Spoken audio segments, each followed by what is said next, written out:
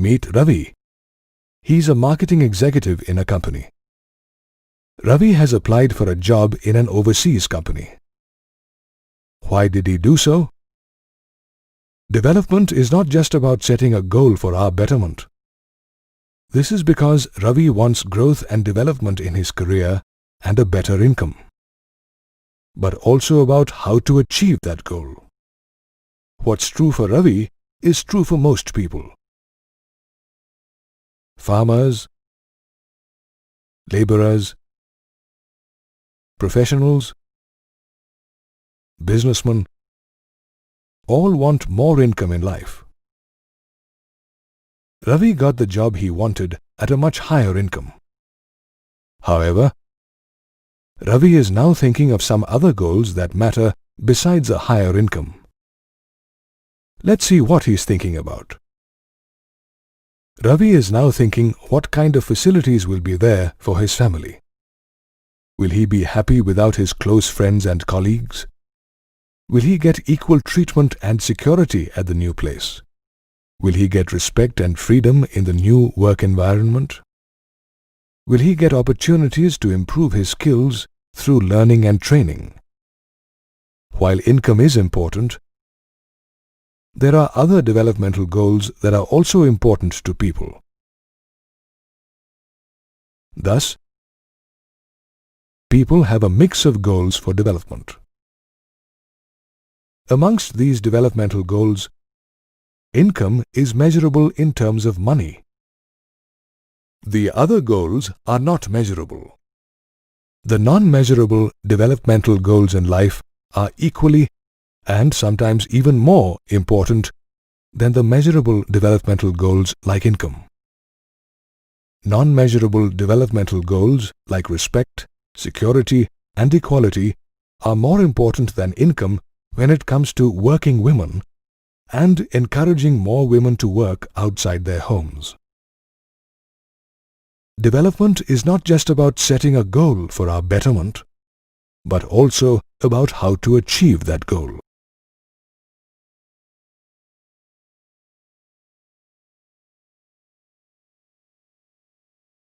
Now let us see what kind of developmental goals people have.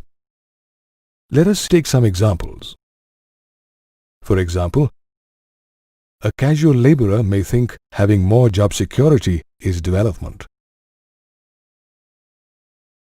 A child laborer may wish for education and better nourishment. An urban office employee may think better pay, promotion, and more luxury in life is development. An industrialist may wish for cheaper power, lower taxes, and more profit. A girl child may want equal opportunities of education and career development as her brother for development. Thus, we see that different people have different developmental goals depending on their social, educational, and financial status. Do all the people have the same perception of development? Let us understand through some examples. When the government raises the procurement prices of food grains, a farmer would consider it as development as it raises his income. However, a consumer may not agree, as this would raise the prices of food grains in the markets.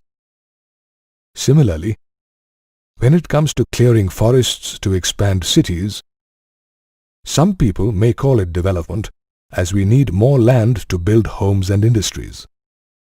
However, environmentalists and tribals whose livelihood depends on forests may not agree. Thus, we see that what is development for some may not be development for others. Before we talk about comparing national development, let us see how people compare things. Let us take the simple example of comparing different means of transport to find the best way to travel from Delhi to Mumbai.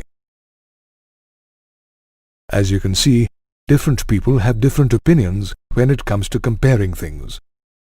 How do we arrive at a consensus? Let us try and revise our question. Let us see what people think when we ask them about the most economical way to travel from Delhi to Mumbai. Given the criteria of economy, people seem to agree that a train is the most economical way to travel from Delhi to Mumbai. Let us change this criterion and see what happens. Let us see what people think when we ask them about the fastest way to travel to reach Mumbai from Delhi. Given the criterion of speed, people agree that a flight is the quickest way to travel from Delhi to Mumbai. Thus, we see that it is easier to compare things when we compare them using a particular criterion or characteristic. People also have different opinions when comparing national development in different countries. For example, a person in the USA may think that his country is more developed based on the criteria of wealth and industrialization. However, a person from India may think her country is more developed based on the criteria of ancient traditions and cultural heritage. No criterion is more important than another. However, we need a globally accepted criterion to compare development in different countries. And that criterion is money or national income.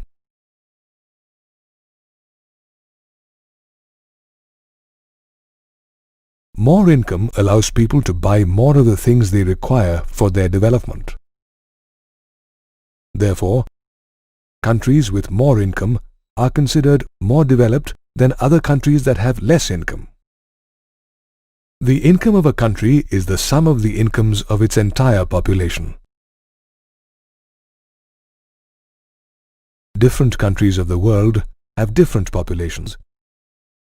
Thus, a country A with a large population and low incomes may have a greater total income than a country B with a small population and higher incomes.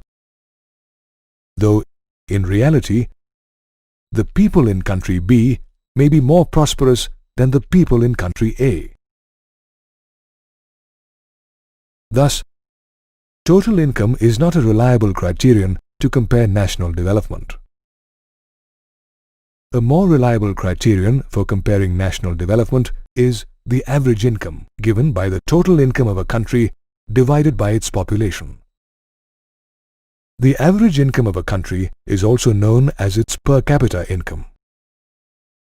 The World Bank published a World Development Report in 2004 that classified countries with a per capita income of more than 4,53,000 rupees as rich countries or developed countries, and countries with a per capita income of 37,000 rupees or less as low-income countries. India, with a per capita income of 28,000 rupees per annum, was in the category of low-income countries. Consider a country A with a population of 5 people who have similar incomes. The average per capita income for country A is 8,420. Now consider a country B with a population of 5 people, where one person has a much higher income than the other 4. The average per capita income for country B is also 8,420.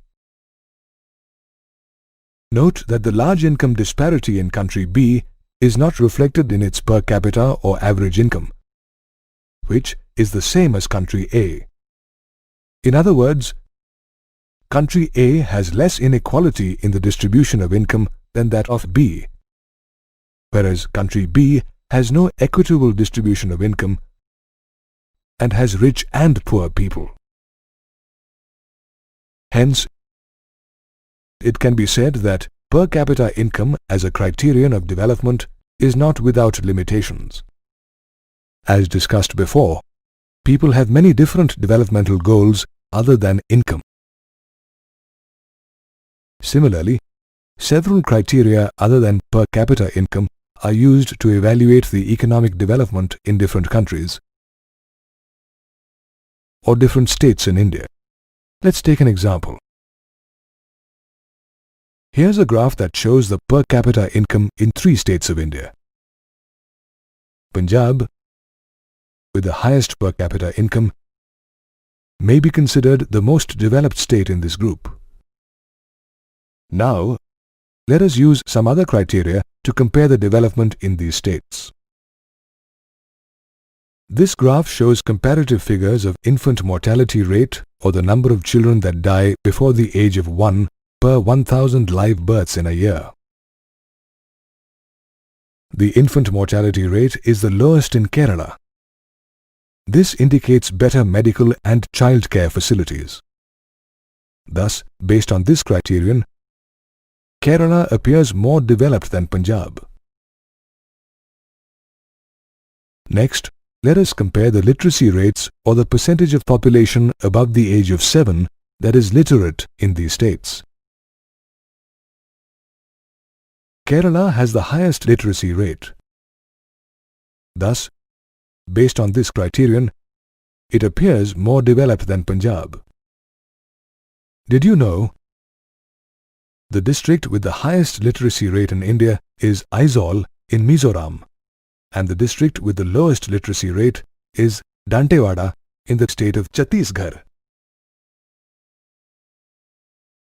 Let us also compare the net attendance ratio, or the percentage of children in the age group of 6 to 10 years who attend school in these states. Kerala has the highest net attendance ratio. Thus, based on this criterion also, it appears more developed than Punjab. Thus, we see that while Punjab has the highest per capita income, Kerala is more developed in terms of other criteria like the infant mortality rate, literacy rate, and net attendance ratio. This brings us to the conclusion that higher income alone cannot bring about development.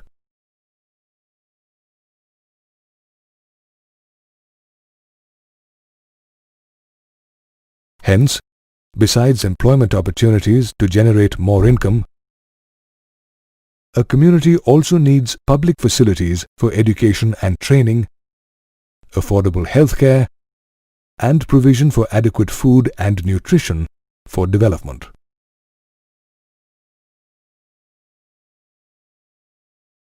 An interesting do-it-yourself way to find your health status is to find your body mass index. To calculate your body mass index, first measure your weight in kilograms. Suppose your weight is 45 kilograms. Next, measure your height in meters. Suppose your height is 150 centimeters or 1.5 meters. Your body mass index is equal to your weight in kilograms divided by the square of your height in meters. Thus, with these figures, your body mass index will be 20. You can find your current health status by referring to the BMI indicator table shown here.